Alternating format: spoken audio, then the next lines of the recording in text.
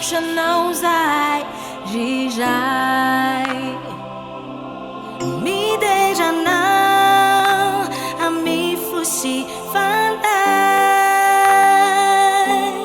fa tsara ny fitiavanao lehibe ny asoavanao hatobakao isan'andro anay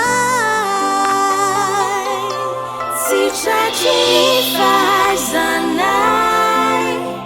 na ny fahalalanay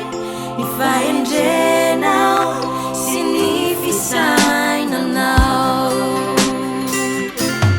na ny masoandro na ny rivotro menao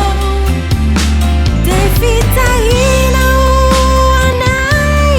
no arinao tsy takatry ny sainay ny fitahinao zay ka isaoranay anay de ny nahandry rehetra tsy omenao loaizambozay tsy sensonay atao tsy takatry ny sainay ny indra fonao zay ka isaoranay anao